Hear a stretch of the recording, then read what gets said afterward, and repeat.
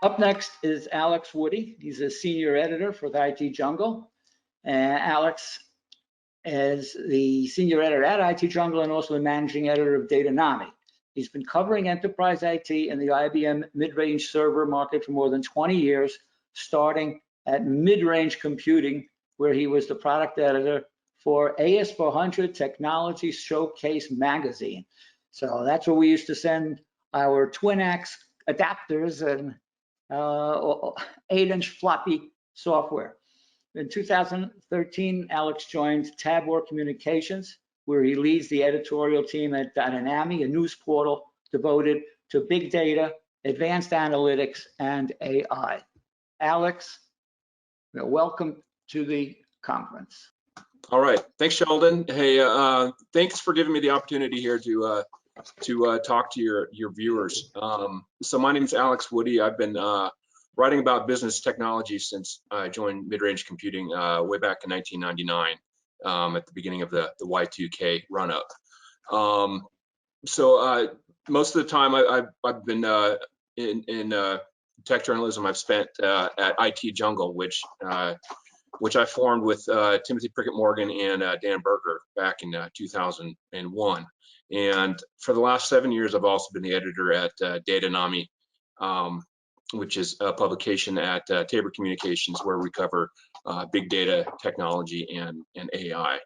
And before I get into my presentation, I just wanted to give my 2 cents, kind of a high-level overview of how I see these two markets. Writing about IBMI technology at IT Jungle and big data technology at Datanami has afforded me a pretty unique perspective, and goes to the heart of my presentation today.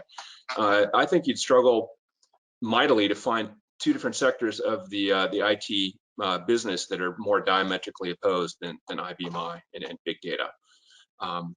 Obviously, the IBMI community is a conservative one. They're not typically early adopters of technology, and they don't jump at the chance to try out new technologies with their business, typically. I'm painting with a pretty broad brush here, but IBMI professionals generally tend to be fairly pragmatic folks who aren't going to risk their business on some new technology. They may get chided for being old-fashioned. I remember the AS400 once was called a farmer's box, but the IBMI folks often get the last laugh at the end of the day because either the Intel box is dead on the side of the road, or due to an astronomical budget request from the Intel folks compared to the streamlined IBMI team. The IBMI folks' motto is, if it ain't broke, don't fix it. And oh, we're going a little fast here with these slides. This is the exact opposite of the big data world. By definition, big data is cutting edge, and it's constantly evolving. The technology underlying the big data revolution was developed mostly, almost exclusively by the big web giants in Silicon Valley. As their businesses grew, folks like Google and Facebook and Twitter and LinkedIn outgrew traditional technologies like SQL databases running on scale-up servers. And so they invented some scale-out technology with fun names like Hadoop and Kafka and Spark and Cassandra, and unleashed on the open source community to let it grow, and also so they could help maintain it. And the big data community is marked by a constant drive for innovation. If you don't disrupt your own business with the latest technology, they say, then somebody else will. Their model is fail fast and fail often. Now, until recently, there hasn't been a whole lot of overlap between tried and true IBMI crowd and the innovate or die big data crowd. But recently, with the Fortune 2000 has caught the big data bug, which along with mobile and cloud computing is a big part of digital transformation. While the bigger companies with deeper pockets still have the most success in leveraging big data and advanced technology to tweak their business models, it's now becoming increasingly easier for companies with smaller budgets to get in on the act. As we know, there's a lot of IBMI shops in the Fortune 2000. So these folks are starting to hear the siren call of big data and digital transformation. And we've heard that a little bit in some of the presentations today. In the early days of big data, you needed to hire a large team of highly specialized people to drive your big data strategy. Data scientists are as rare as unicorns, but they're paid like NFL linebackers. They're highly trained professionals, usually with PhDs in statistics or math, and they can leverage machine learning algorithms to spot patterns hidden in the log data or the data exhaust that previously was considered worthless and just piled up on the floor. It's a byproduct basically of the online transaction processing that IBM shops typically do, mostly with structured data. Big data is all about using the unstructured data. So log data, images, sound, that's predominantly what the big data refers to. So instead of throwing that semi-structured data away, they use it to find all kinds of interesting things, like customers who are most likely to do a certain thing, or the jet turbine that needs to have a valve replaced 100 hours before the next scheduled maintenance, or even evidence in social media that a new virus is starting to make the rounds. A lot of different things you can do with it.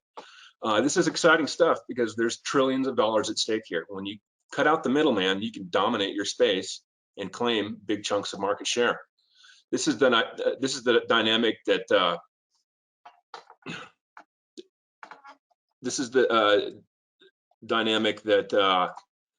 that is really at play here with digital transformation.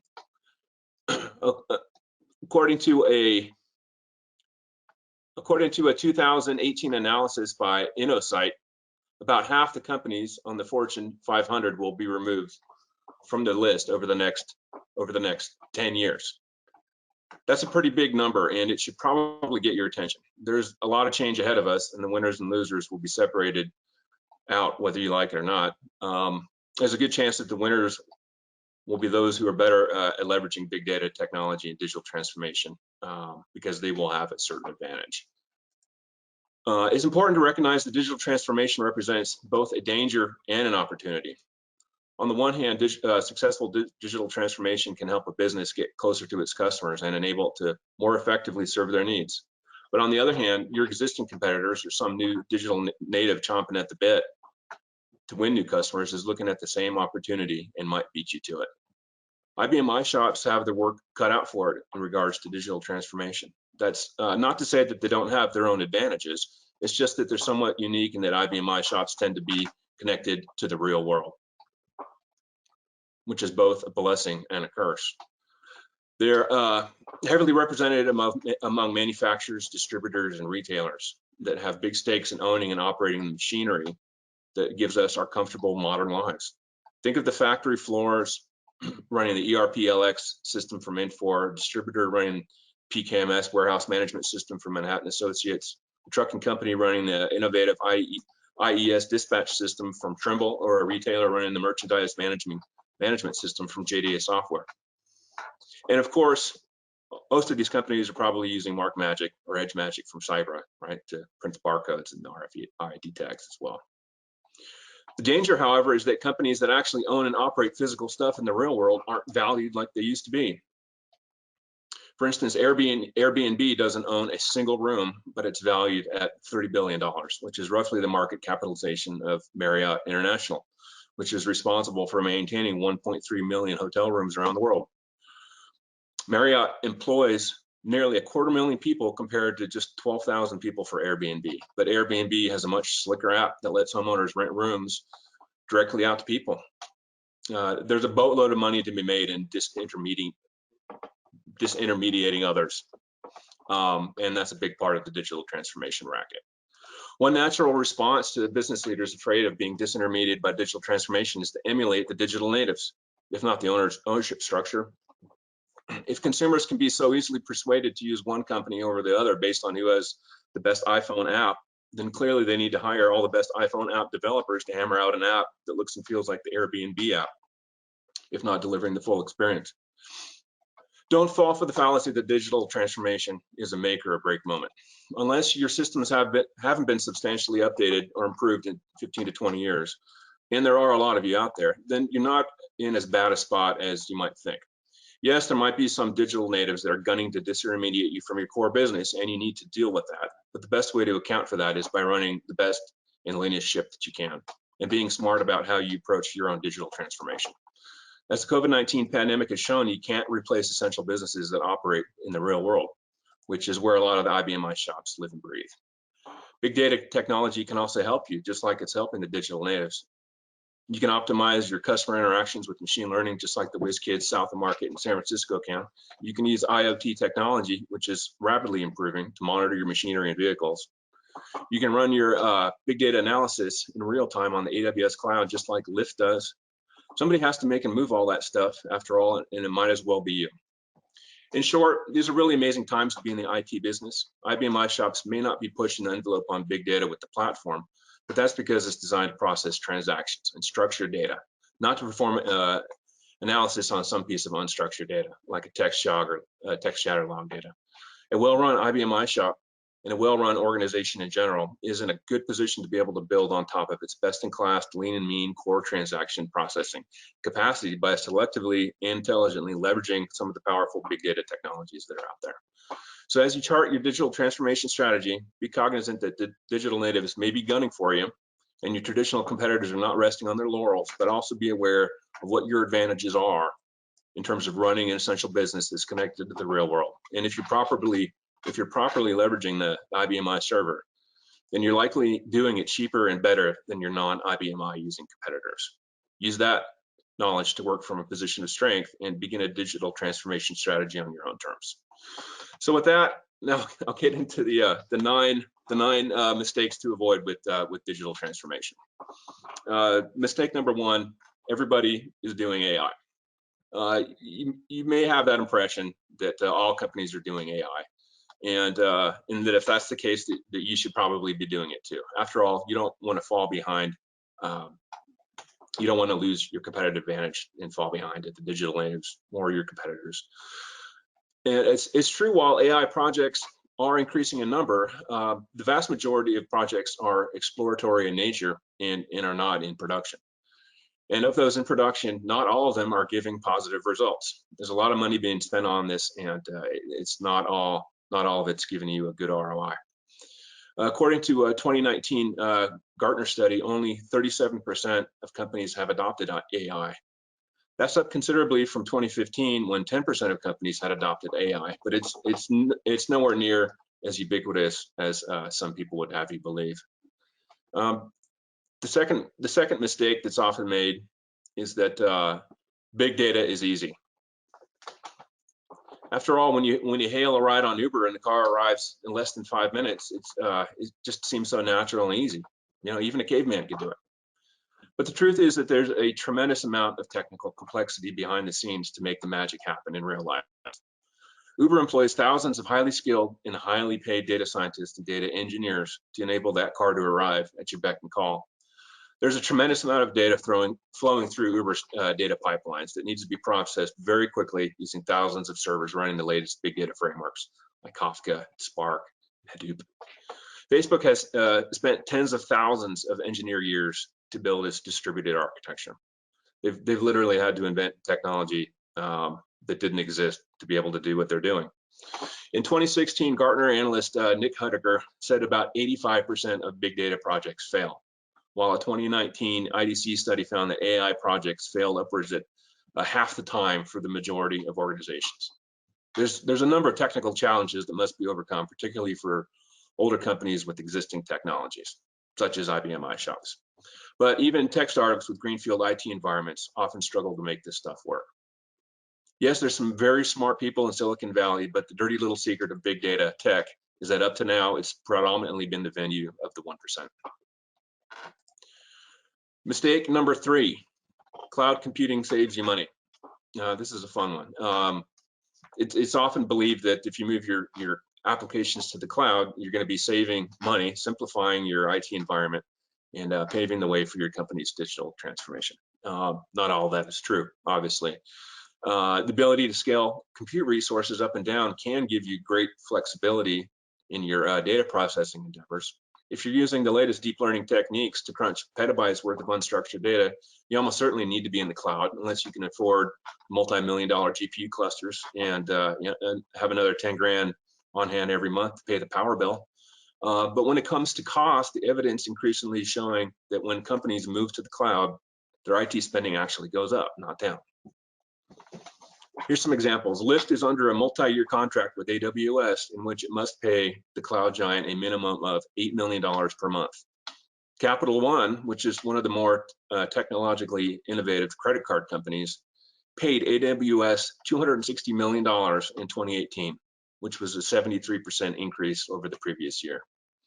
It's similar stories that companies like Adobe, Intuit, and even Infor, they all paid AWS over $100 million per year for their cloud services. From I think 2018 to 2019, it represented anywhere from a 64% to a 99% increase in cloud spending. Public cloud may be a great invention.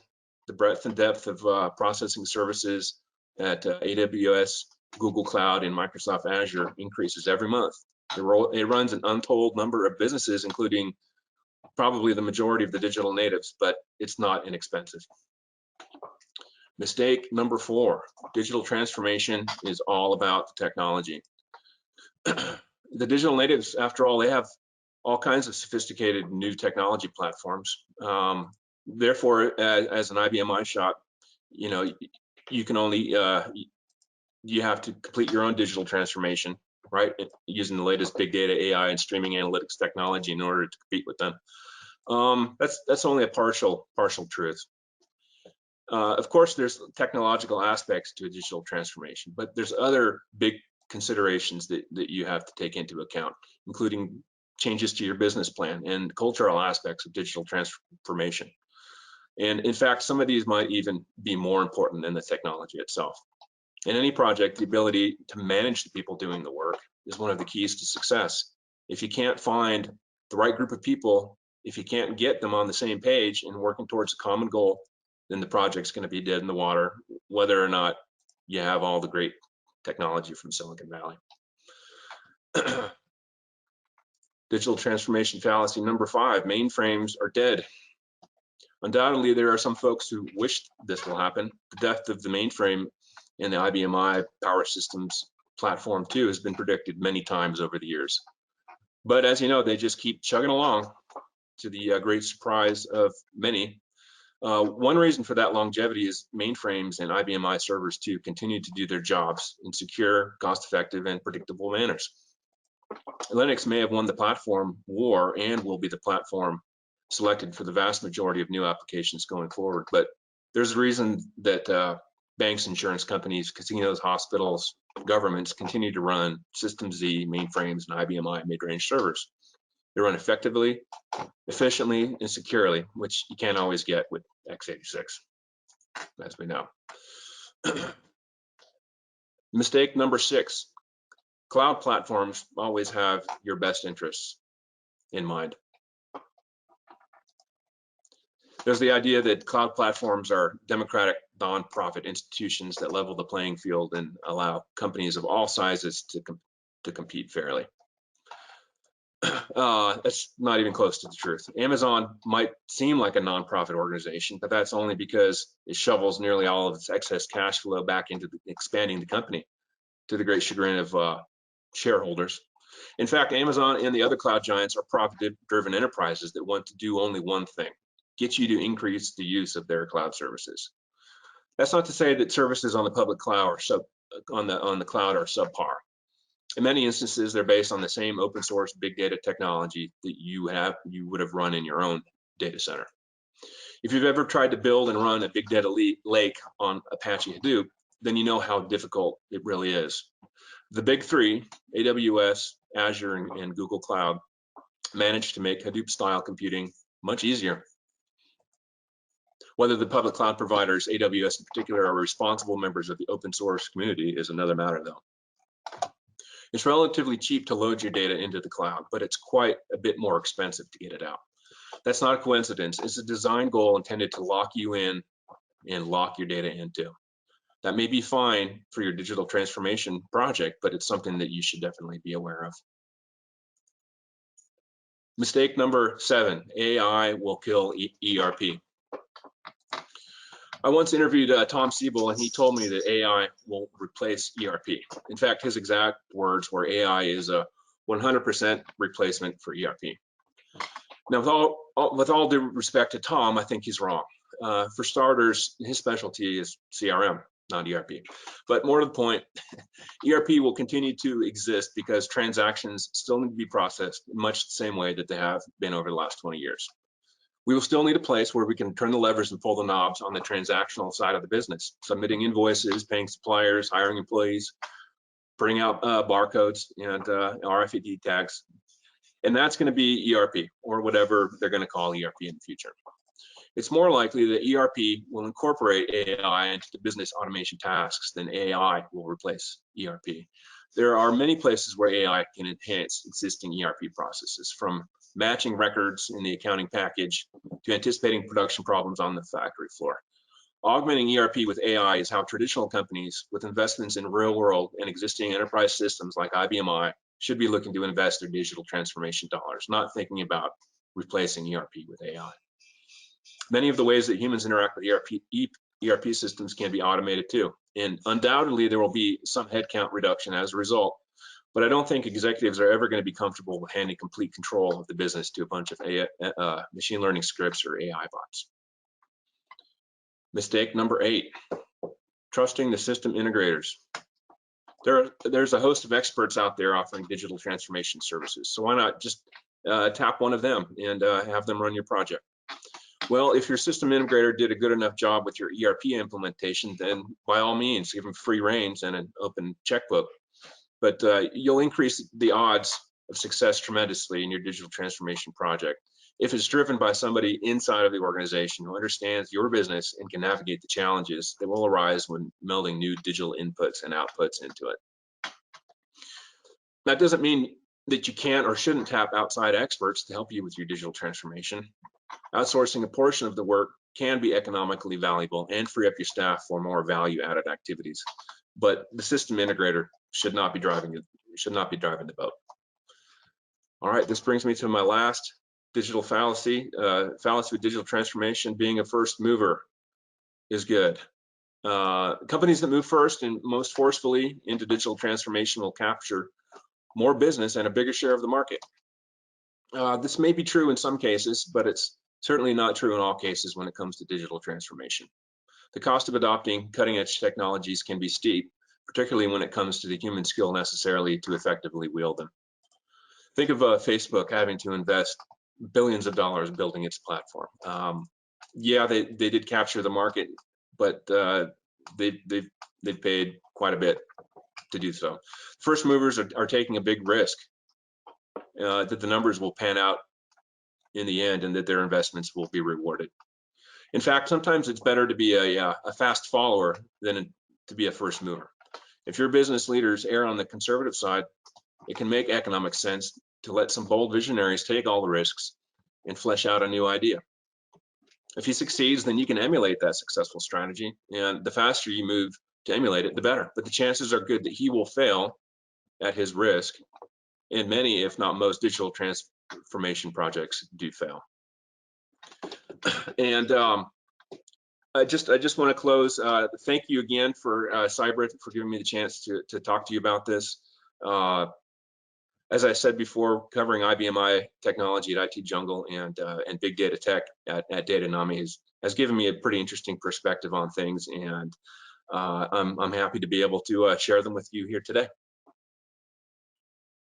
Thank you, Alex. It was a very wow. A lot to think about. We're going to start with some questions. I see I have one here, and that is, which skills can you move or use in the IBM I world to take advantage of some of that extra horsepower that's available on the public cloud? Yeah, the good news, one that pops to mind immediately is SQL. One of the first things that they did in the Hadoop community after they created this distributed processing and storage framework was they said, well, you know, we have this MapReduce system, but it's clunky and complicated, and you have to program in Java and all this. They said, well, what we need is a relational database that sits on top of it. And actually, Facebook drove the development of a project called Apache Hive, which is basically a relational SQL database that sits on top of Hadoop. Now, that story has been replicated lots of times across many different projects. In fact, even with some of these streaming data technologies like Apache Kafka, which was developed at LinkedIn when their systems couldn't scale, they have melded SQL technologies into it as well. The same goes with Apache Spark, all down the list. The one exception where SQL skills don't really transfer is the NoSQL databases. It's kind of right there in the name.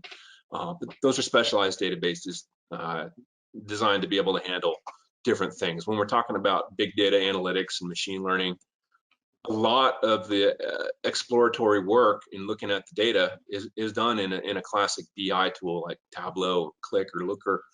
And the data analysts with SQL skills are still very valuable in terms of looking at the data, and even these days creating the machine learning models in SQL. So SQL is still an extremely valuable skill out there.